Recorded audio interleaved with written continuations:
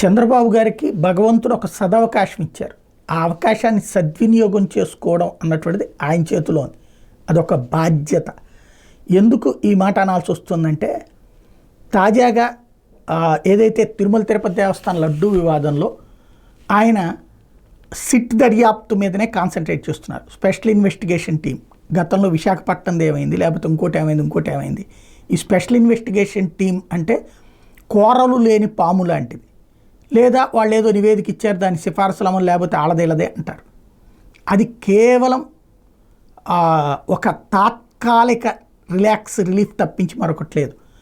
తిరుమల విషయంలో చంద్రబాబు గారే స్వయంగా చెప్పారు, భగవంతుడు నా నోట అనిపించారు అన్నట్టు. ఖచ్చితంగా అంటే భగవంతుడు మిమ్మల్ని సాధనంగా మలుచుకున్నప్పుడు ఆ సాధనం సరైనటువంటిది.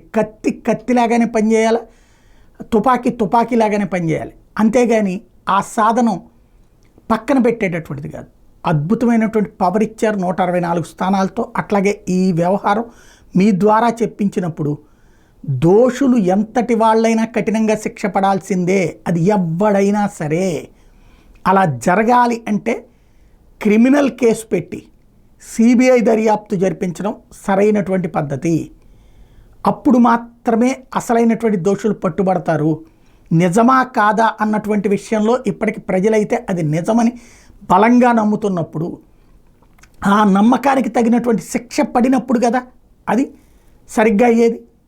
లేకపోతే రేపు పొద్దున ప్రతి ఒక్కడు పాపాలు చేసి తర్వాత ఆ పాపాలని తప్పేం లేదని భావించేటటువంటి స్థితి వస్తుంది. కాబట్టి భగవంతుడిచ్చిన అవకాశాన్ని సద్వినియోగం చేసుకుని సిబిఐ దర్యాప్తు జరిపించడం అన్నటువంటిది ఉత్తమం.